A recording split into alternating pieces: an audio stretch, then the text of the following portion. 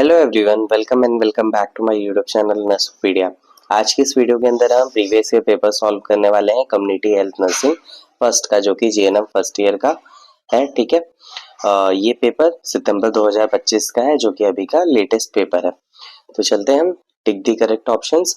पहला क्वेश्चन था, according to WHO what are the three components of epidemiology. तो यहाँ पे ऑप्शंस आप देख लेना, एजेंट, होस्ट, इन्वायरमेंट यहाँ ऑप्शन में नहीं है। तो यहाँ पे हम किस ऑप्शन के साथ जाएंगे? यहाँ पे हम जाएंगे पर्सन, प्लेस और टाइम, क्योंकि एपिडेमियोलॉजी के अंदर हम पढ़ते हैं कि किन पर्सन्स को कोई डिजीज हो रही है, किस एज स्पेसिफिक को हो रही है, किस जेंडर स्पेसिफिक को हो रही है। प्लेसेस हम पता करते हैं कि हाँ किस रीजन के अंदर ये डिजीज कंडीशन अकर हो रही है। फिर आता है टाइम, टाइम यानी कि किस टाइम फ्रेम में, साल के किस टाइम पे, कौन से सीजन के अंदर ये डिजीज फैल रही है, या फिर कोई ट्रेंड है कि हर 2 साल में, हर 4 साल के अंदर कोई डिजीज रीअकर कर रही है। तो ये एपिडेमियोलॉजी के 3 मेन कंपोनेंट होंगे ऑप्शन के अकॉर्डिंग। ठीक है, नेक्स्ट फिर what is the correct example of epidemic. Epidemic क्या होता है? मैंने आपको बताया था कि कोई भी जब ऐसी कंडीशन, ऐसी डिजीज जब एक ही कंट्री के अंदर या स्टेट के अंदर अचानक से उसके केसेस बहुत ज्यादा आने लगते हैं, जो कि एक्सपेक्टेड नहीं होता है, तो उसे हम एपिडेमिक बोलते हैं। तो ये हम ऑप्शंस के साथ पहले पढ़ते हैं। पहला ऑप्शन है डिजीज स्प्रेड वर्ल्ड वाइड, यानी कि वर्ल्ड वाइड जो डिजीज स्प्रेड होती है उसको तो हम पैंडेमिक बोलते हैं। Next is sudden rise of cases in specific area. तो हाँ, ये ऑप्शन करेक्ट है कि अचानक से कई सारे केसेस किसी स्पेसिफिक एरिया के अंदर आ जाते हैं, तो उसे हम एपिडेमिक बोलते हैं। ठीक है, नेक्स्ट क्वेश्चन है what is the purpose of cold chain. Cold chain maintain करने का पर्पस क्या होता है? ऑप्शंस देख लो आप।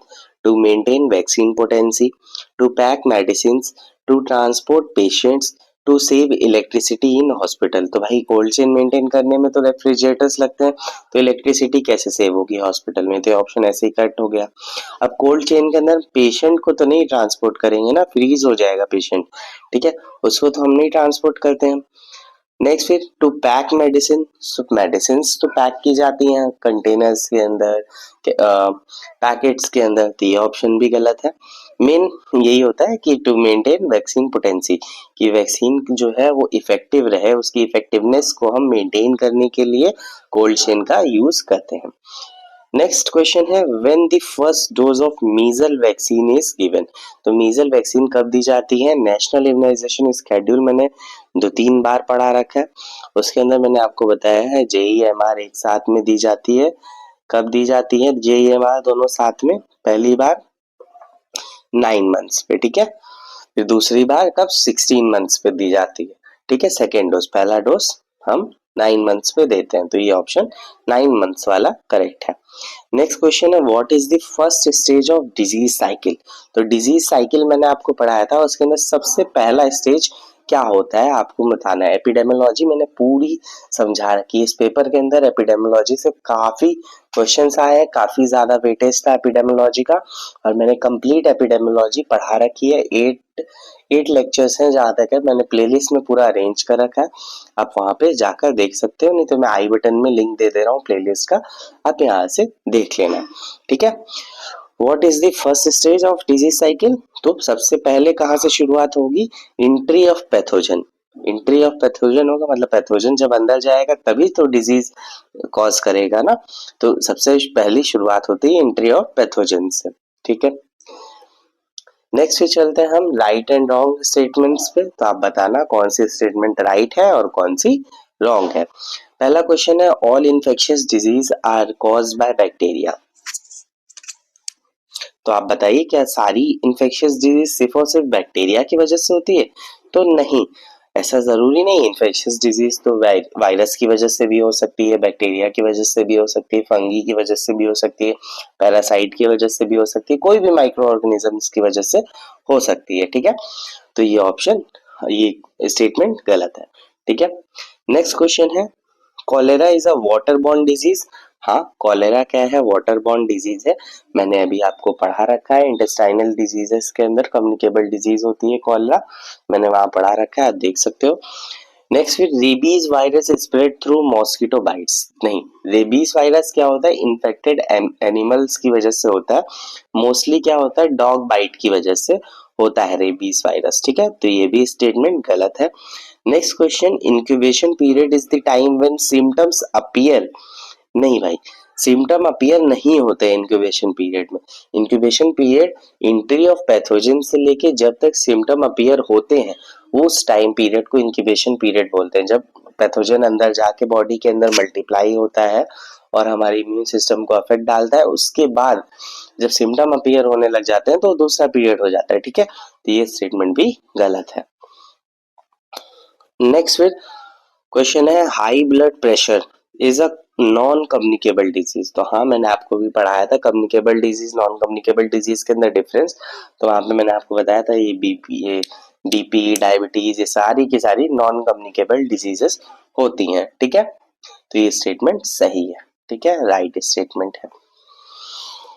नेक्स्ट फिर फिलिंग द ब्लैंक्स, ठीक है, फिल अप द ब्लैंक्स, जो भी पढ़ो आप। ये तो क्वेश्चन मुझे समझ में नहीं आ रहा है ये पूछना क्या चाह रहा था, but question as it is same आया था आपके एग्जाम के अंदर, DPT vaccine dash against diphtheria pertussis and tetanus, यहाँ पे डीपीटी वैक्सीन क्या करती है, हमें प्रोटेक्ट करती है डिप्थीरिया पर्ट्यूसिस टिटनेस से, तो यहाँ पे हम सिर्फ प्रोटेक्ट लिख देंगे, ठीक है, ये पूछने का क्या मतलब था मुझे नहीं समझ में आया, ठीक है, या इसको ऐसे पूछना चाहिए था, डीपीटी वैक्सीन प्रोटेक्ट्स अगेंस्ट, यहाँ पे डैश देना चाहिए था, ठीक है, तब वहां पे हम लिखते डिप्थीरिया पर्ट्यूसिस और टिटनेस, ठीक है। नेक्स्ट क्वेश्चन है, dengue virus spread through, dengue virus जो होता है वो किससे स्प्रेड करता है, बाइट दिया है, ठीक है, तो डेंगू तो मॉस्किटो बाइट से ही होता है, यहाँ पे मॉस्किटो बाइट लिख के सिर्फ मत छोड़ देना, यहाँ ये पूछना चाह रहा है कि कौन से टाइप के मॉस्किटो की बाइट की वजह से होता है, तो डेंगू वायरस क्या होता है, एडीज मॉस्किटो की बाइट्स की वजह से होता है, एडीज इजिप्टी मॉस्किटो होते हैं तो उनकी बाइट की वजह से होता है, ठीक है। नेक्स्ट फिर vitamin A deficiency can cause, vitamin A की डेफिशिएंसी से कौन सी डिजीज होती है, सबको पता होगा, नाइट ब्लाइंडनेस,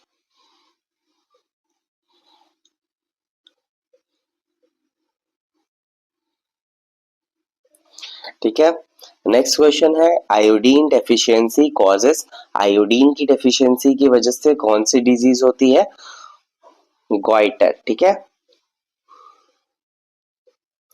नेक्स्ट फिर क्लोरीनेशन मिक्स, क्लोरीनेशन क्यों किया जाता है, वाटर के अंदर क्लोरीन क्यों मिलाया जाता है, उसे जर्म फ्री बनाने के लिए, ठीक है, उसके अंदर जो भी बैक्टीरियाज होते हैं तो उनको किल करने के लिए क्लोरीन मिलाया जाता है, तो ये क्या करता है, वाटर को जर्म फ्री बना देता है या फिर सेफ बना देता है, ठीक है। नेक्स्ट फिर अब शॉर्ट आंसर टाइप क्वेश्चंस देखते हैं हम, यहाँ पे आपको 6 क्वेश्चन मिलते हैं जिसमें से आपको सिर्फ और सिर्फ 4 क्वेश्चन करने होते हैं, ठीक है। तो पहला क्वेश्चन था हेल्थ के डिटर्मिनेंट्स पूछे थे, तो हेल्थ डिटर्मिनेंट्स आपको पता होगा, यानी कि जो भी फैक्टर्स हेल्थ को अफेक्ट करते हैं, काफी इजी सा क्वेश्चन है, आप आराम से कर सकते थे। नेक्स्ट, मिलेनियम डेवलपमेंट गोल, ठीक है, ये थोड़ा सा डिफिकल्ट था, ये नहीं याद रहता है सबको, तो ये आप छोड़ सकते थे यहाँ पे, ठीक है, तो वो ज्यादा बेटर होता। नेक्स्ट क्वेश्चन है characteristics of a healthy individual, तो ये आप कर सकते हो, कैरेक्टरिस्टिक्स आप लिख सकते हो हेल्दी इंडिविजुअल की। स्पेक्ट्रम ऑफ डिजीज, काफी इजी सा क्वेश्चन है, मैंने पढ़ा रखा है, एपिडेमियोलॉजी की पूरी प्लेलिस्ट बना रखी है, उसके अंदर spectrum of disease, level of prevention of disease, देखो 2 क्वेश्चन है, आप एपिडेमियोलॉजी से डायरेक्टली आ गए, ठीक है, तो ये दोनों क्वेश्चन को आप इजीली कर सकते थे। नेक्स्ट फिर है essential requirement of record and report, record and report आया था, ये भी क्वेश्चन आप कर सकते थे, बस ये वाला थोड़ा सा डिफिकल्ट था, ठीक है, बाकी आपको इन 5 में से 4 आराम से आप चूज कर सकते थे, ठीक है। तो इन क्वेश्चंस को अब हम सॉल्व करेंगे, अगर आपको सोल्यूशन नहीं देखना है इन क्वेश्चंस का, सिर्फ आप अब लॉन्ग आंसर्स के क्वेश्चंस को देखना चाहते हो, तो आप डायरेक्टली नीचे टाइम स्टैम्प्स आ रहे होंगे, उससे आप डायरेक्टली लॉन्ग आंसर्स पे जा सकते हो, लॉन्ग क्वेश्चंस पे जाके देख सकते हो उनको, ठीक है। तो चलिए हम स्टार्ट करते हैं इसको सॉल्व करना। पहला क्वेश्चन था हेल्थ डिटर्मिनेंट्स पूछे गए थे, तो हेल्थ डिटर्मिनेंट्स क्या होते हैं, are the factor that influence an individual's health, यानी कि वो सारे फैक्टर्स जो कि हेल्थ को इन्फ्लुएंस करते हैं, ठीक है। मेजर जो डिटर्मिनेंट्स होते हैं वो यहाँ पे हमने लिख रखे हैं, वो मैं आपको बताता हूँ। सबसे पहला तो बायोलॉजिकल फैक्टर्स, यानी कि एज क्या है, सेक्स क्या है, हेरिडिटरी क्या है, जेनेटिक्स क्या है, तो इस ये सबसे पहला तो हेल्थ डिटर्मिनेंट्स होता है, ठीक है। नेक्स्ट फिर बिहेवियरल और लाइफस्टाइल फैक्टर्स, यानी कि आप डाइट कैसी लेते हो, ज्यादा डाइट के अंदर फैट तो नहीं लेते हो, जो ज्यादा फैट लेते हैं उनकी हेल्थ को अफेक्ट पड़ता है। नेक्स्ट फिजिकल एक्टिविटीज का भी अफेक्ट पड़ता है, स्मोकिंग, अल्कोहल, हाइजीन जो नहीं मेंटेन करता, तो ये सारे फैक्टर्स जो है लाइफ स्टाइल फैक्टर्स हैं, जो कि हमारी हेल्थ को डायरेक्टली और इनडायरेक्टली अफेक्ट करते हैं, ठीक है।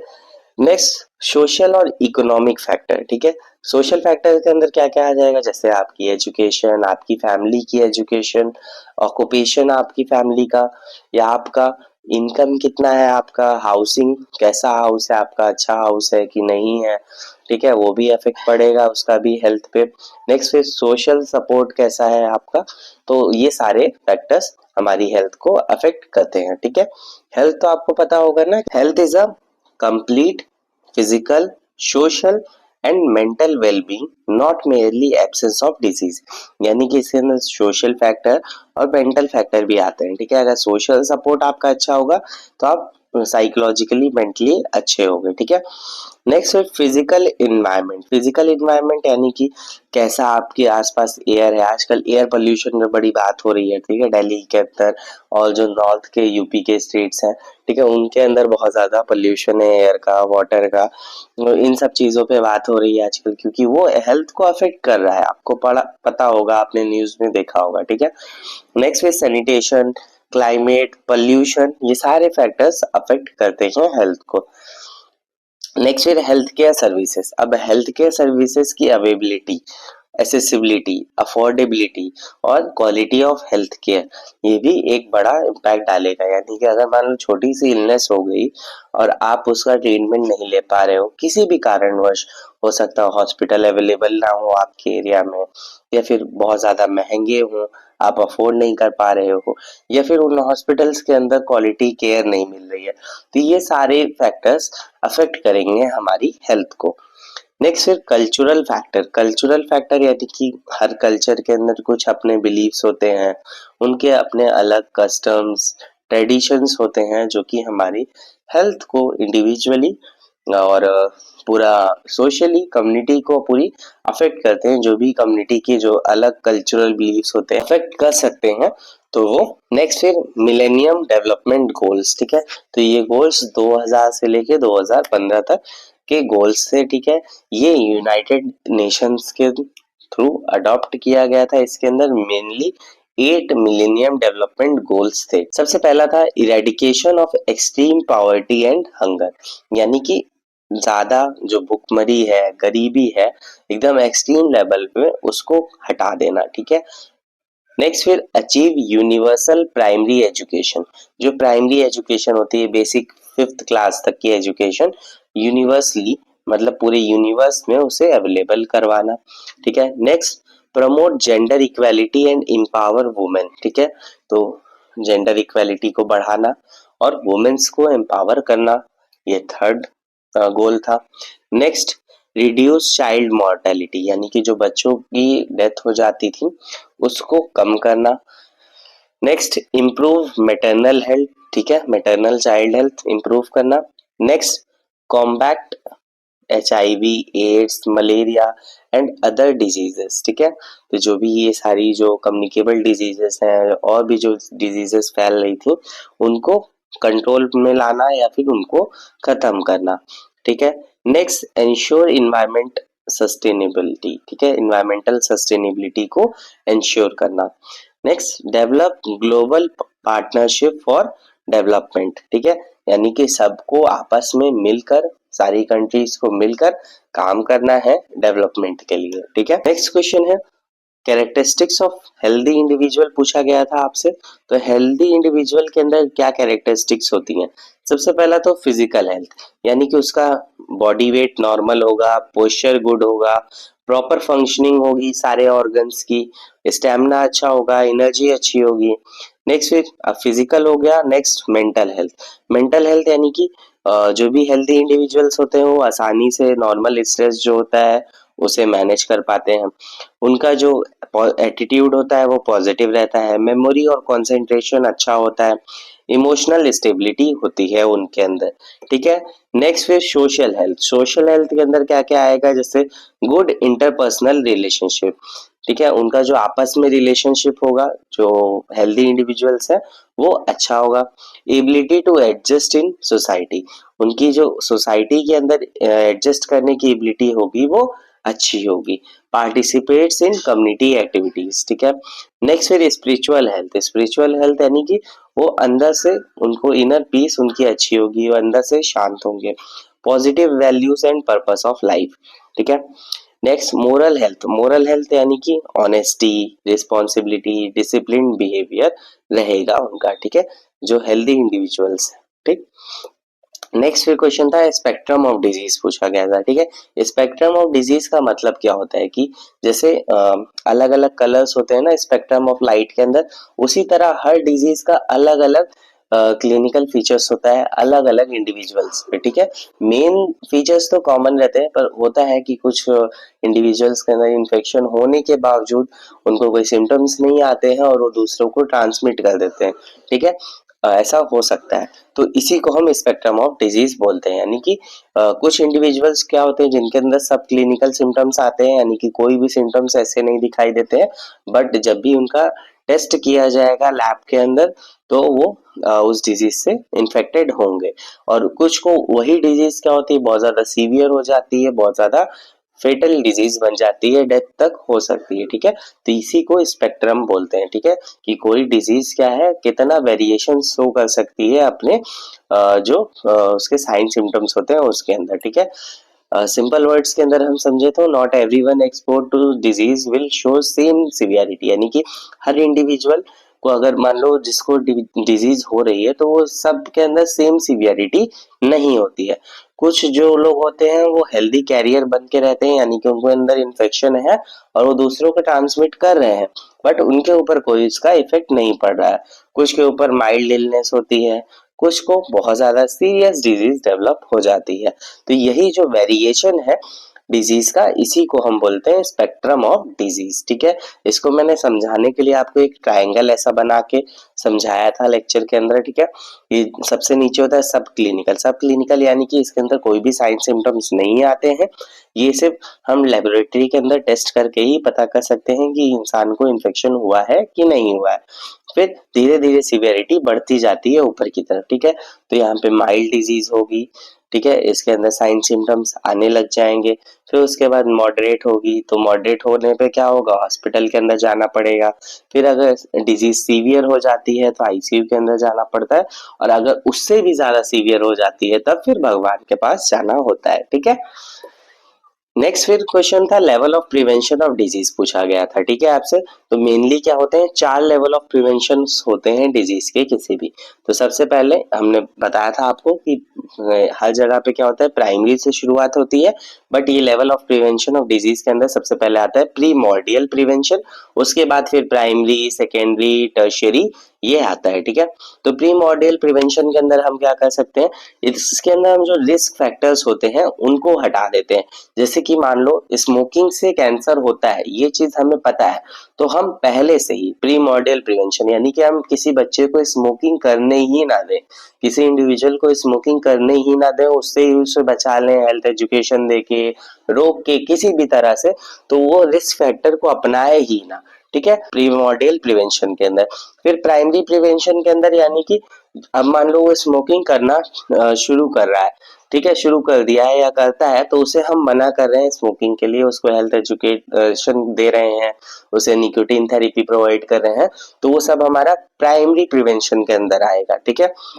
अब सेकेंडरी प्रिवेंशन क्या होगा, अगर मान लो कोई इंडिविजुअल है स्मोकिंग करा काफी टाइम तक, फिर उसे प्रॉब्लम होने लगी, ब्रोंकाइटिस हो गया या सीओपीडी हो गया, नॉर्मल रेस्पिरेटरी डिजीज हो गई, तो अब उसको हम जल्दी से उसका डिटेक्शन करेंगे डिजीज का और ट्रीटमेंट प्रोवाइड करेंगे, ये सेकेंडरी प्रिवेंशन के अंदर आएगा, ठीक है। और टर्शियरी के अंदर क्या होगा, टर्शियरी के अंदर अब मान लो उसको वो डिजीज और ज्यादा सीवियर हो गई या फिर मान लो कैंसर डेवलप हो गया, तब हम वहाँ पे उसका रिहेबिलिटेशन करेंगे, उसकी जो डिसेबिलिटी है उसको कम करेंगे, उसके अंदर हम उसकी जो रिहैबिलिटेशन सेंटर्स होते हैं उसके अंदर भेजेंगे, फिजियोथेरेपी कराएंगे, काउंसलिंग कराएंगे, मतलब लास्ट में एक दिन अब उस डिजीज को हम ठीक नहीं कर सकते हैं, बट हम कुछ ना कुछ तो करेंगे ना, ऐसे किसी को मरने के लिए तो नहीं छोड़ सकते। तो वहां पे हम रिहैबिलिटेशन करते हैं और उस डिजीज को बचाने की कोशिश करते हैं, उस डिजीज को मतलब उस इंसान का जो लाइफ स्पैन है उसको बढ़ाने की कोशिश करते हैं, ठीक है। तो ये आता है टर्शियरी प्रिवेंशन में। तो एक एग्जाम्पल को लेके मैंने सब कुछ बता दिया, ठीक है। बट आप यहाँ पे जो एग्जांपल्स दिए हुए हैं जैसे प्रीमोडियल प्रिवेंशन के अंदर क्या क्या कर सकते हैं हम, ये कई बार आपसे पूछ लिया जाता है, आप ऐसे बता सकते हो। हेल्थ एजुकेशन देंगे, प्रमोट करेंगे हेल्दी लाइफ स्टाइल को, ठीक है। फिर उसके बाद प्राइमरी प्रिवेंशन, अब यहाँ पे क्या है, डिजीज हो रही है आपके एनवायरनमेंट में, ठीक है, आपके आसपास लोगों को हो रही है, तब वहां पर हम क्या करते हैं, इम्यूनाइजेशन प्रोवाइड करते हैं, सैनिटेशन अच्छा करते हैं और सेफ वाटर, सेफ फूड, ये सब चीजें करते हैं, ठीक है। तो ये प्राइमरी के अंदर आएगा। नेक्स्ट फिर सेकेंडरी के अंदर क्या आएगा कि स्क्रीनिंग टेस्ट कराना, अर्ली डायग्नोसिस कराना, ये सब सेकेंडरी प्रिवेंशन के अंदर आता है। टर्शियरी के अंदर फिजियोथेरेपी, काउंसलिंग, रिहैबिलिटेशन सेंटर्स में जाना या जो भी केयर होती है, टर्मिनल केयर होती है, उसे प्रोवाइड करना, ठीक है। तो वो यहाँ पे आता है, ठीक है। नेक्स्ट क्वेश्चन था essential requirements of record and report, यानी कि रिकॉर्ड एंड रिपोर्ट्स बनाने के लिए आपकी क्या एसेंशियल रिक्वायरमेंट्स है, तो वो हम समझते हैं। सबसे पहला तो एक्यूरेसी होनी चाहिए, यानी कि जो भी इंफॉर्मेशन लिखी है वो एक्यूरेट हो, करेक्ट होनी चाहिए, ठीक है। नेक्स्ट क्लैरिटी, यानी कि उस जो भी इंफॉर्मेशन आपने लिखी है वो आसान भाषा में लिखी होनी चाहिए कि इंसान पढ़ सके और समझ सके, ठीक है। नेक्स्ट फिर कंप्लीटनेस, यानी कि उसके अंदर सारी जो चीजें हैं वो कंप्लीटली मेंशन्ड होनी चाहिए रिकॉर्ड और रिपोर्ट के अंदर। नेक्स्ट टाइमलीनेस, टाइमलीनेस यानी कि उसको रेगुलरली अपडेट करना और सबमिट करना टाइम टू टाइम, ठीक है। नेक्स्ट कॉन्फिडेंशियलिटी, यानी कि जो भी पेशेंट की प्राइवेसी है अब उसे प्रोटेक्ट करके रखना है ना, रिकॉर्ड एंड रिपोर्ट के अंदर सारी पेशेंट की इंफॉर्मेशन होती है तो उसे हमें प्रोटेक्ट करके रखना होता है। लेजिबिलिटी, लेजिबिलिटी यानी कि क्लियर हैंड राइटिंग और टाइप्ड, ठीक है, यानी कि वो अच्छी हैंड राइटिंग में लिखा होना चाहिए तो टाइप्ड फॉर्म में होना चाहिए। नेक्स्ट फिर रेलिवेंस, रेलिवेंस यानी कि जो भी इंफॉर्मेशन है वो पेशेंट की केयर से रिलेटेड होनी चाहिए, रेलिवेंस बातें होनी चाहिए, रेलिवेंट होनी चाहिए, ये नहीं कि कुछ भी बातें लिख दी, हाँ उसके मौसी के लड़के की शादी थी आज वो नहीं अटेंड कर पाया, ऐसा वैसा बताते हैं लोग, लेकिन हमें वो चीजें नहीं लिखनी होती हैं, ठीक है। नेक्स्ट फिर परफॉर्मेंस या परमानेंस, परमानेंस यानी कि should be maintain safely for future reference, ठीक है। जो भी रिकॉर्ड एंड रिपोर्ट्स होती हैं उनको हमें सेफली रखना होता है ताकि फ्यूचर में, इन फ्यूचर अगर मान लो कोई केस हो जाता है या फिर कभी जरूरत पड़ती है हमें इवेल्युएशन के लिए तो हम उसे देख पाए, उसे मिल जाए हमें ना, ये नहीं कि रिकॉर्ड ही गायब हो गया, खो गया, रजिस्टर खो गया, फाइल खो गई, ऐसा चीज नहीं होना चाहिए।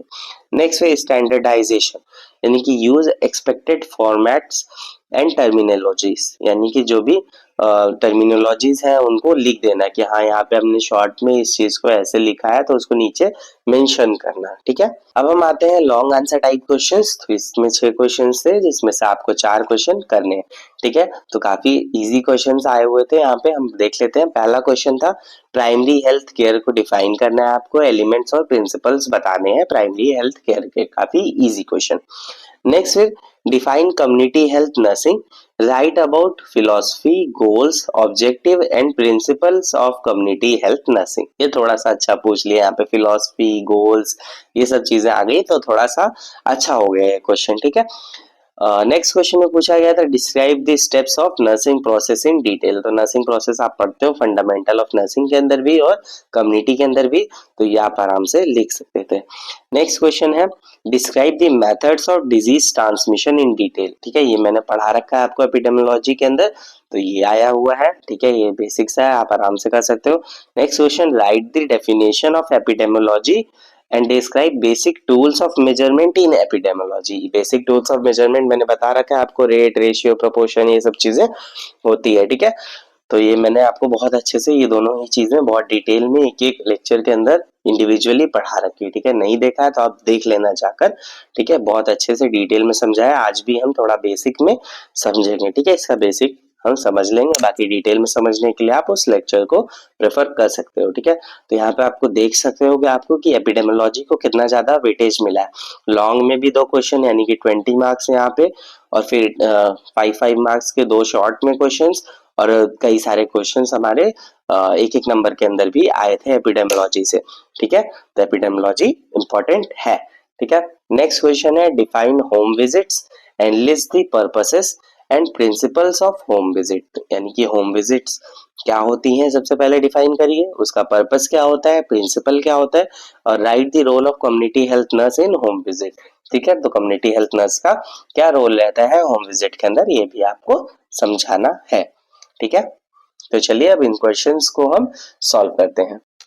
क्वेश्चन नंबर 1 था primary health care. Primary health care क्या होता है? Primary health care is a popular phase which has come into practice in the field of health after Alma Ata conference 1978। आप इसे याद रखना कि प्राइमरी हेल्थ केयर कब स्टार्ट हुआ था, अल्मा आटा कॉन्फ्रेंस 1978 के बाद से। उस कॉन्फ्रेंस के अंदर कुछ ऐसे प्रस्ताव रखे गए थे। डेफिनेशन क्या है प्राइमरी हेल्थ केयर, ये आपको line by line word by word याद रखना होगा, ये डेफिनेशन बहुत ज्यादा इंपॉर्टेंट है। Primary health care is a essential health care made universally accessible to the individuals, acceptable to them through their full participation at the cost of community and country can afford। यानी कि इसका मतलब था कि जो भी health care facilities हैं उसको पूरी दुनिया में हर इंडिविजुअल के लिए हम प्रोवाइड कराएं, उनकी जितनी कैपेसिटी है, उनका जितना पैसा है उनके पास, जितने पैसे में वो अफोर्ड कर पाए उन्हें हम हेल्थ केयर फैसिलिटीज प्रोवाइड कराए, ठीक है। ये मेन उद्देश्य था प्राइमरी हेल्थ केयर का, ठीक है। तो इसके अंदर टोटल 8 एलिमेंट्स थे पीएससी के, ठीक है। ये आप याद रखना, कई बार फिलिंग द ब्लैंक्स के अंदर भी पूछ लेता है कि पीएससी के टोटल कितने एलिमेंट्स थे, तो वो 8 थे। सबसे पहला हेल्थ एजुकेशन, ठीक है। हेल्थ एजुकेशन यानी कि इसके अंदर हमें लोगों को अवेयर करना है कि कैसे आप डिजीज को प्रिवेंट कर सकते हो, जो भी हेल्थ प्रॉब्लम्स है उन्हें कैसे प्रिवेंट कर सकते हो, कंट्रोल कर सकते हो, और कैसे कोई डिजीज फैलती है तो आप उस डिजीज को फैलने से रोक सकते हो, ठीक है। तो ये सारी चीजों के बारे में हेल्थ एजुकेशन देना, जो भी उनके अंदर गलत धारणा है, ठीक है, उसको सॉल्व करना, ये सब चीजें कराना, ठीक है। नेक्स्ट फिर न्यूट्रिशनल प्रमोशन। क्या था पहले के टाइम पर बहुत ज्यादा बच्चों की डेथ हो जाती थी माल न्यूट्रिशन की वजह से, और बहुत ज्यादा प्रेग्नेंट वुमेन सफर करती थी माल न्यूट्रिशन की वजह से, इसलिए यहाँ पर एक दूसरा एलिमेंट था न्यूट्रिशनल प्रमोशन, यानी कि इसके अंदर हम सबके लिए जो भी सूटेबल न्यूट्रिशन है, जो भी न्यूट्रिएंट्स हैं उसके बारे में उनको अवेयर करना और उनको प्रोवाइड कराना न्यूट्रिएंट्स, ठीक है। नेक्स्ट फिर वाटर एंड सैनिटेशन, ठीक है। यानी कि सब जगह पर जहाँ पे ये कम्युनिटी रह रही है वहाँ पे हमें इंश्योर करना है कि वहाँ पे सेफ ड्रिंकिंग वाटर पहुँच रहा है, और सेफ जो सैनिटेशन फैसिलिटीज हैं वो है कि नहीं, यानी कि सीवेज है कि नहीं, लोग यूज कर रहे हैं कि नहीं कर रहे हैं, ठीक है। नेक्स्ट फिर मैटरनल एंड चाइल्ड हेल्थ, ठीक है, एमसीएच, यानी कि एमसीएच इंक्लूडिंग फैमिली प्लानिंग, ठीक है। नेक्स्ट मेन एलिमेंट ये था एमसीएच इंक्लूडिंग फैमिली प्लानिंग, ठीक है। In addition to taking care of mother and children it also improves family services, ठीक है। तो यानी कि अगर हम माँ और बच्चे का ध्यान रखते हैं उनकी हेल्थ का, तो उससे फैमिली की जो टोटल सर्विसेज हैं वो भी इम्प्रूव होती है, ठीक है। नेक्स्ट है immunisation against major infectious diseases, ठीक है। जो भी मेजर इन्फेक्शियस डिजीज है उसके अगेंस्ट इम्यूनाइजेशन करवाना, ठीक है।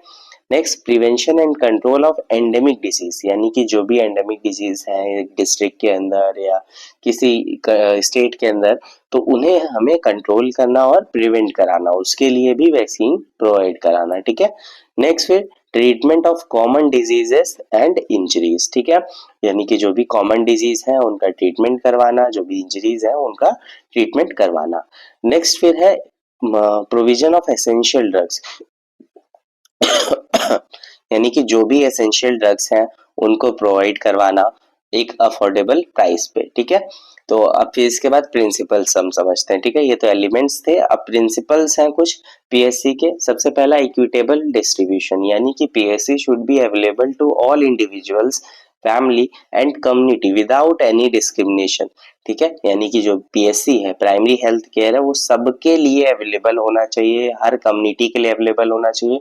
वहां पे कोई भी भेदभाव नहीं होना चाहिए, कलर को लेके, कास्ट को लेके, जेंडर को लेके, एरिया को लेकर, या फिर कोई भी रिसोर्सेस को लेके कोई भी भेदभाव नहीं होना है, सबको बराबर क्वांटिटी में मिलना चाहिए, ठीक है। People living rural areas are the major target of PSC, यानी कि जो लोग गांव में रह रहे हैं वो मेजर टारगेट थे पीएससी के, ठीक है। नेक्स्ट फिर प्रिंसिपल था कम्युनिटी पार्टिसिपेशन, यानी कि जो कम्युनिटी है उनको इन्वॉल्व करना, उनके लिए जो भी हम हेल्थ पॉलिसीज बना रहे हैं उनके अंदर कम्युनिटी को इन्वॉल्व करना, ठीक है, प्लानिंग में, इम्प्लीमेंटेशन में और इवैल्यूएशन के अंदर, ठीक है। नेक्स्ट फिर प्रिंसिपल था एप्रोप्रिएट टेक्नोलॉजी, यानी कि ऐसी टेक्नोलॉजी का यूज करना जो कि अफोर्डेबल हो, लोग उसे एक्सेप्ट करें, साइंटिफिकली प्रूवन मेथड हो, जैसे कि डिहाइड्रेशन के लिए ओआरएस है, जो भी मॉस्किटोज के थ्रू फैलने वाली बीमारियां हैं जैसे मलेरिया, डेंगू, तो उनके लिए मॉस्किटो नेट एक बहुत ज्यादा इफेक्टिव टेक्नोलॉजी है और सस्ता भी है, ठीक है। तो ऐसे चीजों का यूज करना, ठीक है। नेक्स्ट फिर इंटरसेक्टोरल कोऑर्डिनेशन, इंटरसेक्टोरल कोऑर्डिनेशन के अंदर यानी कि अब सिर्फ और सिर्फ हम मेडिकल फील्ड में हॉस्पिटल अच्छा बनाकर हम सब कुछ नहीं प्रोवाइड कर पाएंगे ना, हमें बेसिक एजुकेशन भी प्रोवाइड करनी है स्कूल के अंदर, और भी बाकी जो फैसिलिटीज हैं, हाउस प्रोवाइड करना है, सैनिटेशन, टॉयलेट्स का यूज बताना, उसे प्रोवाइड कराना, न्यूट्रिशन प्रोवाइड करवाना। तो यानी कि कई सारे सेक्टर्स को जब एक साथ मिलेंगे तब जाकर हम हेल्थ को इम्प्रूव कर पाएंगे, सिर्फ और सिर्फ मेडिकल फील्ड को इवॉल्व करके नहीं हो पाएगा। तो ये हमारा फोर्थ प्रिंसिपल था कि जो भी इंटरसेक्टोरल कोऑर्डिनेशन, कई सारे सेक्टर्स को एक साथ कोऑर्डिनेट कराना, एक साथ मिलकर काम करेंगे तब और ज्यादा इफेक्टिव हेल्थ बनेगी, ठीक है। तो यानी कि मेडिकल फील्ड के साथ साथ एग्रीकल्चरल फील्ड को भी इंक्लूड करना, हाउसिंग को, सैनिटेशन को, न्यूट्रिशन को, पब्लिक वर्क को, कम्युनिकेशन, एजुकेशन, सब कुछ एक साथ मिला के करना, ठीक है। नेक्स्ट फिर पॉइंट है हमारा, नेक्स्ट प्रिंसिपल है focus on prevention. Focus on prevention क्या होता है, यानी कि अब पहले के टाइम पे क्या था कि जब डिजीज हो जाती थी तब हम उसका इलाज करते थे, बट आज के टाइम पर क्या है, ज्यादा फोकस प्रिवेंशन पे किया जा रहा है कि डिजीज होने ही ना पाए। ये बोलते हैं ना, prevention is always better than cure, ठीक है। यानी कि इलाज से बेटर हमेशा बचाव है, ठीक है। तो priority on disease prevention and health promotion, ठीक है। नेक्स्ट क्वेश्चन था कम्युनिटी हेल्थ नर्सिंग के बारे में पूछा गया था, ठीक है। ये कम्युनिटी हेल्थ नर्सिंग क्या होती है, तो इसकी मैंने सबसे जो मुझे ठीक लगी डेफिनेशन वो मैंने यहाँ पे आपके लिए लाई है, ठीक है। Community health nursing is a special field of nursing that combines public health and nursing science to promote, protect and maintain health of families, individual and community, ठीक है। तो कम्युनिटी हेल्थ नर्सिंग क्या है, एक स्पेशल फील्ड है nursing की जिसके अंदर हम पब्लिक हेल्थ और जो नर्सिंग की साइंस है उसको मिलाकर प्रमोट करते हैं, प्रोटेक्ट करते हैं और मेंटेन करते हैं हेल्थ को, फैमिलीज की, इंडिविजुअल्स की या कम्युनिटीज की, ठीक है। कम्युनिटी हेल्थ नर्सिंग यानी कि कम्युनिटीज की हेल्थ को इम्प्रूव करेंगे, ठीक है। अब philosophy of community health nursing क्या है, ठीक है। Health is a fundamental human right, ठीक है। हेल्थ क्या है, जैसे कि हमें राइट टू वोट है, राइट टू फ्रीडम है, राइट टू स्पीक है, तो उसी तरह हेल्थ भी हमारा राइट है, राइट टू हेल्थ भी एक हमारा फंडामेंटल ह्यूमन राइट है। Next, health is influenced by biological, social, cultural and environmental factors, ठीक है। आपने अभी हेल्थ डिटर्मिनेंट्स पढ़े हैं तो उसके अंदर मैंने आपको बताया कि हेल्थ क्या है, इन सारे फैक्टर्स की वजह से इन्फ्लुएंस होती है। Next, the community has the ability to participate in solving its own health problems, ठीक है। अब ये कम्युनिटी हेल्थ नर्सिंग वाला जो एक एक्सपेक्ट आया, उससे कम्युनिटी को एक हमने क्षमता दी कि वो पार्टिसिपेट कर सकते हैं खुद की जो हेल्थ प्रॉब्लम्स है उसको सॉल्व करने में। इसीलिए देखो विलेज हेल्थ गाइड बनाया गया, आशा जो होती हैं वो विलेज की ही होती हैं ताकि वो लोगों से और अच्छे से इंटरेक्ट कर पाए, समझ पाए, लोग उनको समझ पाए, ठीक है। नेक्स्ट फिलोसफी क्या थी कम्युनिटी हेल्थ नर्सिंग की, prevention is better than cure, ठीक है। अब goals of community health nursing, goals क्या होते हैं, ज्यादातर जो भी चीजें होती हैं उनका मेन गोल ये रहता है to promote and preserve the health of the community, ठीक है, यानी कि जो हेल्थ है उसे प्रमोट करना और बचा के रखना, प्रिजर्व करके रखना, to reduce disease, disability and death rates, ठीक है, to provide holistic and continuous care. Objectives of community health nursing is to provide promotive, preventive, curative and rehabilitative services to the community, ठीक है, to educate individuals and family for healthy living, ठीक है, next to identify health problems and needs of the community, यानी कि जो भी health problems हैं community की, जो भी ज़रूरतें हैं उन्हें समझें, to prevent outbreaks and promote environmental sanitation, ठीक है, यानी कि अचानक से कोई डिजीज, डायरिया बहुत ज्यादा पहले आउटब्रेक हुआ करता था, ठीक है, तो उसे प्रिवेंट करना और प्रमोट करना इन्वायरमेंटल सैनिटेशन को, to improve the quality of life of people, ठीक है, यानी कि जो पहले के लोग थे अब तो बहुत ज्यादा बेटर हो गई, गांव में भी आप जाओगे तो आपको बहुत अच्छा दिखेगा, लोगों के अंदर अवेयरनेस है, लोग पहले से ज्यादा अच्छे से बेटर लाइफ स्टाइल जी रहे हैं, ठीक है। Principles of community health nursing, principles of community health nursing क्या है, सबसे पहला planning care based on community needs, यानी कि जो भी प्लानिंग केयर, जो भी केयर की प्लानिंग है वो कम्युनिटी की जरूरतों के हिसाब से की जानी चाहिए। Respect for cultural values and belief, ठीक है, यानी कि अब कम्युनिटी है तो लोग थोड़ा सा अपना उनका कल्चर होता है, उनकी अलग धारणा होती है तो उसकी रिस्पेक्ट करना। Use of scientific knowledge and nursing process, ठीक है, cooperation with other health team members, continuity of care, emphasis on prevention, ठीक है, प्रिवेंशन पे बहुत ज्यादा फोकस किया जाने लगा है पहले से। नेक्स्ट फिर home visits and follow up, ठीक है, होम विजिट्स अभी हम समझते हैं क्योंकि लास्ट क्वेश्चन लॉन्ग के अंदर होम विजिट्स आया है तो उसे हम समझेंगे। नेक्स्ट है maintain accurate record and reports, ठीक है, तो ये सारे प्रिंसिपल्स हैं कम्युनिटी हेल्थ नर्सिंग के। अब नर्सिंग प्रोसेस, ठीक है, नेक्स्ट क्वेश्चन में नर्सिंग प्रोसेस पूछा गया था, तो नर्सिंग प्रोसेस क्या होता है, इसकी कई सारी डेफिनेशन है बट ये वाली ज्यादा मुझे बेटर लगी। Nursing process is a systematic and scientific method to providing nursing care, ठीक है, आप ऐसे लिख सकते हो आप, यह तो एक और डेफिनेशन होती है कि nursing process is a series of events that takes place to promote health in the individual to provide nursing care to the patient, ऐसे करके आप लिख सकते हो। इट कंसिस्ट ऑफ 5 स्टेप्स, ठीक है, नर्सिंग प्रोसेस के 5 स्टेप्स होते हैं, सबको पता होगा। पहला असेसमेंट होता है, यानी कि इसके अंदर हम डेटा कलेक्शन करते हैं through subjective data and objective data. अब सब्जेक्टिव डेटा क्या होता है, यानी कि जो भी डेटा हमें पेशेंट या फिर उसकी फैमिली मेंबर्स जो बता रहे होते हैं वो सारा सब्जेक्टिव डेटा होता है। बाकी जो ऑब्जेक्टिव डेटा होता है वो हम फिजिकल एग्जामिनेशन के थ्रू, हमें जो भी साइंस पता चलते हैं वो ऑब्जेक्टिव डेटा के अंदर आता है, ठीक है, साइंस ऑब्जेक्टिव डेटा होते हैं और सिम्टम्स जो होते हैं वो सब्जेक्टिव डेटा होते हैं, ठीक है। बाकी ऑब्जर्वेशन के थ्रू, रिपोर्ट्स के थ्रू, रिकॉर्ड्स के थ्रू हम जो भी असेसमेंट करते हैं। नेक्स्ट फिर नर्सिंग डायग्नोसिस, नर्सिंग डायग्नोसिस के अंदर क्या है, आइडेंटिफाइंग एक्चुअल और potential health problems based on assessment,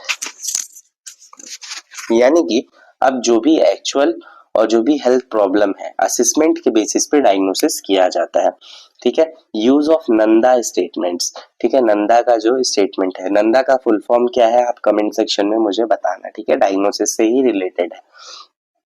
example जैसे impaired skin integrity related to immobility, अगर मान लो कोई नहीं चल रहा है बहुत टाइम तक तो उसकी स्किन जो है थोड़ी सी वो हो जाएगी, ज्यादा कैसे इंटीग्रिटी उसकी डिस्टर्ब हो जाएगी, ठीक है। नेक्स्ट है प्लानिंग, प्लानिंग होती है, अब मान लो जो भी हमारा डायग्नोसिस था अब उसके हिसाब से हम नॉर्मल पेशेंट को लाने के लिए जो भी हमारी प्रायोरिटीज हैं, गोल्स हैं, एक्सपेक्टेड आउटकम्स हैं, वो सब कुछ हम यहाँ पे प्लान करते हैं, ठीक है। Goals must be smart, smart का मतलब फुल फॉर्म स्पेसिफिक होना चाहिए, मेजरेबल होना चाहिए, अचीवेबल होना चाहिए, रियलिस्टिक होना चाहिए और टाइम बाउंडेड होना चाहिए, ठीक है। इसके अंदर जो भी इंटरवेंशन है, नर्सिंग इंटरवेंशन जैसे कि एडमिनिस्टर करना मेडिकेशंस को, ठीक है, और जो भी चीजें हैं बाकी इनपुट आउटपुट चार्ट मेंटेन करना है और वाइटल्स चेक करना है, ये सब चीजें हमारा नर्सिंग इंटरवेंशन की प्लानिंग में आता है।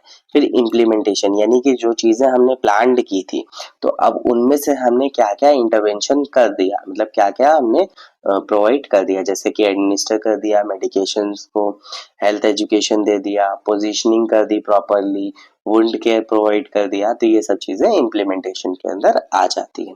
फिर नेक्स्ट फिफ्थ और लास्ट स्टेप होता है नर्सिंग प्रोसेस का इवैल्यूएशन, यानी कि जो चीजें हमने अब पेशेंट के ऊपर की तो उसका क्या आउटकम निकल के आया, पॉजिटिव निकल के आया कि नेगेटिव निकल के आया, यानी जो हमारा गोल था वो हम अचीव कर पाए कि नहीं कर पाए, तो वो सब चीजों को चेक करने के लिए किया जाता है। और इससे ये पता चलता है कि हाँ, पेशेंट अगर इम्प्रूव कर रहा है तो उस ट्रीटमेंट को कंटिन्यू करना है, या उसमें मान लो थोड़ी प्रॉब्लम रह जा रही है तो कुछ मॉडिफिकेशन की जरूरत है तो मॉडिफाई करेंगे, या फिर ट्रीटमेंट अगर मान लो पेशेंट ठीक हो गया है तो उस ट्रीटमेंट को टर्मिनेट कर देंगे, यानी खत्म कर देंगे, बंद कर देंगे। तो कई बार ऐसे भी सिंपली एक एक नंबर में क्वेश्चन पूछ लेता है कि second step of nursing process is what, तो आप बताओगे nursing diagnosis. Last step of nursing process is evaluation, ऐसे करके भी क्वेश्चन आ जाता है, तो इस पे भी आप ध्यान देना, यही ऑर्डर चलता है, ठीक है। नेक्स्ट क्वेश्चन था फिर मेथड्स ऑफ डिजीज ट्रांसमिशन, ठीक है, यानी कि कोई भी बीमारी किस किस तरीकों से फैल सकती है, मोड ऑफ डिजीज ट्रांसमिशन भी बोल लो, मोड मेथड सेम ही बात है, ठीक है। तो मेनली क्या होते हैं, दो मेथड्स होते हैं डिजीज ट्रांसमिशन के, ठीक है, और इनके अंदर भी कई सारे तरीके होते हैं, ठीक है, तो उसको हम पूरा समझते हैं, ठीक है। पहला तो होता है डायरेक्ट ट्रांसमिशन, ठीक है, डायरेक्ट ट्रांसमिशन यानी कि जब इन्फेक्शन डायरेक्टली पेशेंट के अंदर चला गया, ठीक है, इन्फेक्टेड पर्सन जो था, जो पेशेंट था, उससे कोई हेल्दी इंडिविजुअल के अंदर चला गया डायरेक्टली, ठीक है, इसमें कोई भी इंटरमीडिएट ऑब्जेक्ट्स नहीं आए, तो उसे हम डायरेक्ट ट्रांसमिशन बोलते हैं।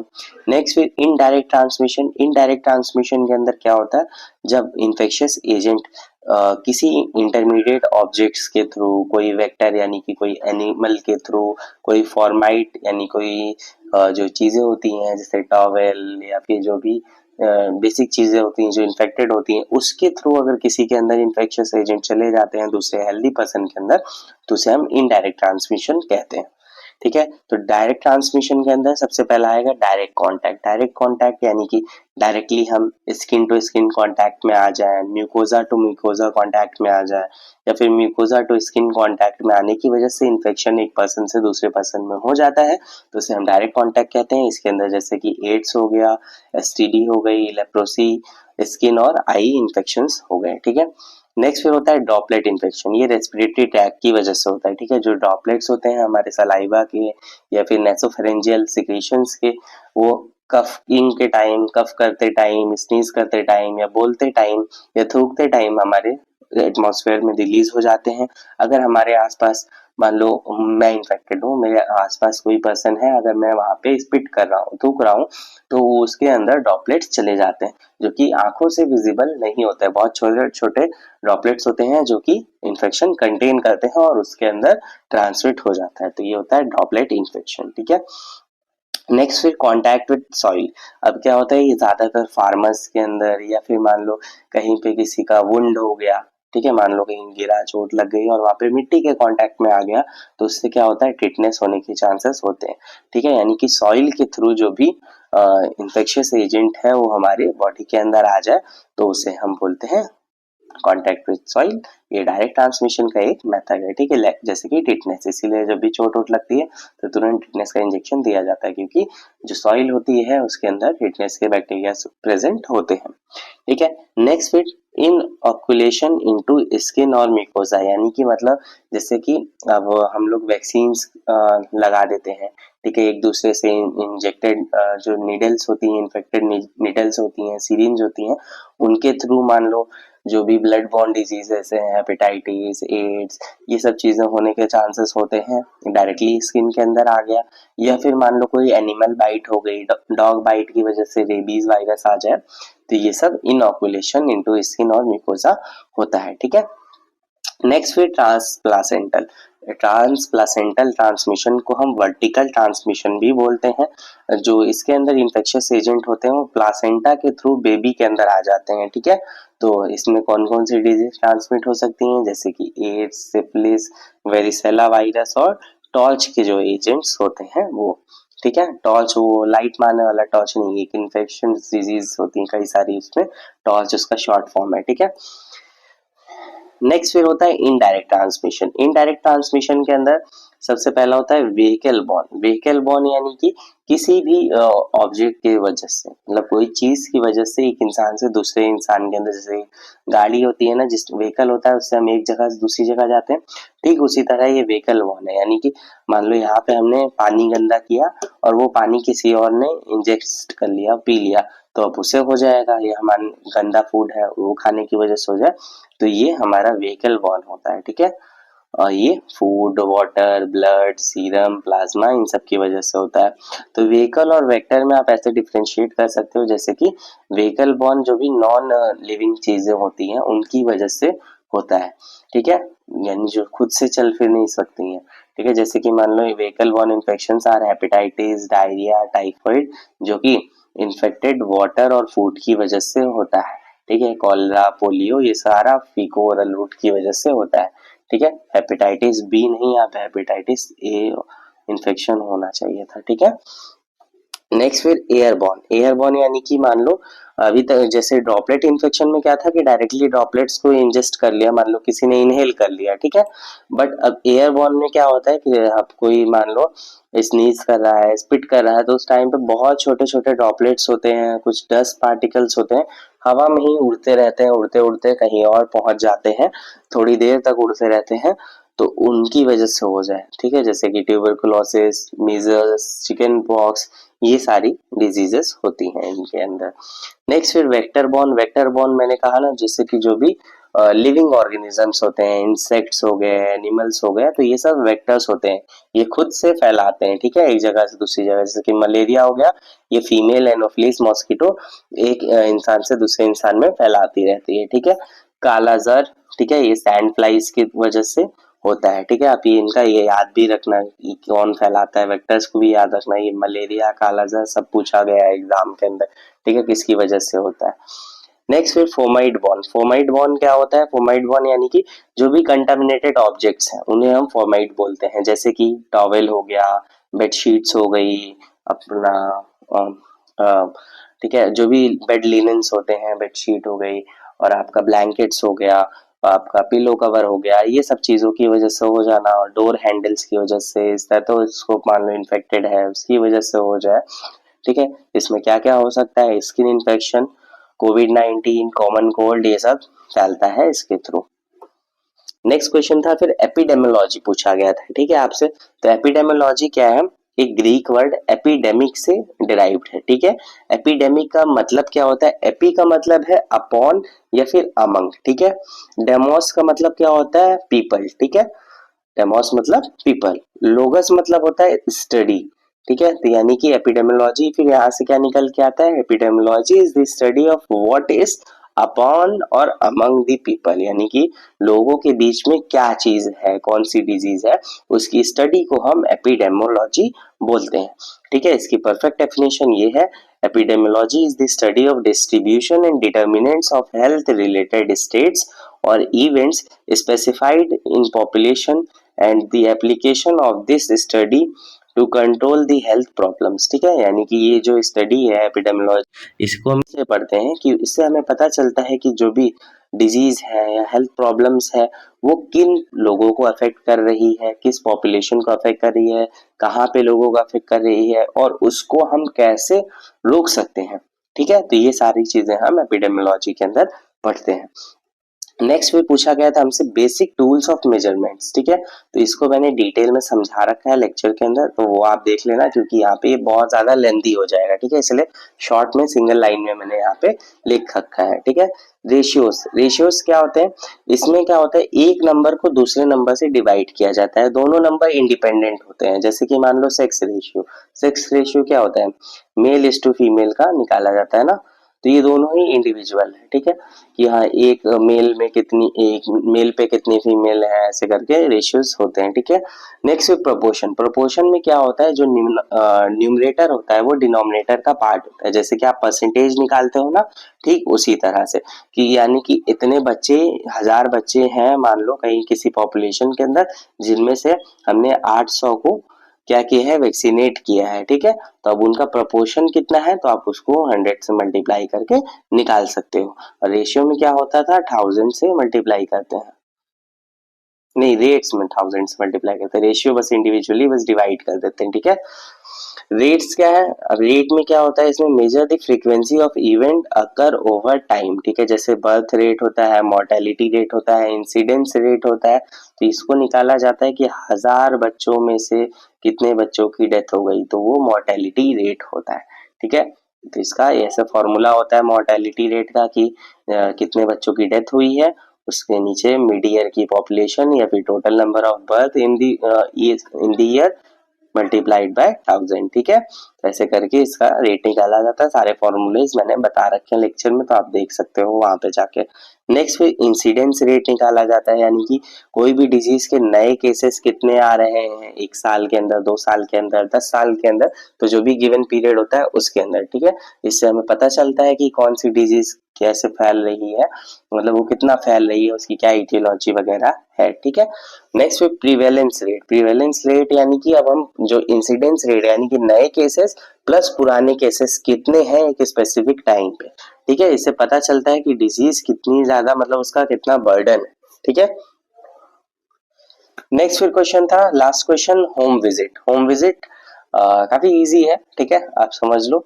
होम विजिट क्या होता है, home visit is a visit bye community health nurse to the homes of the family to provide healthcare services including assessment, education, care, follow up in their own environment, ठीक है।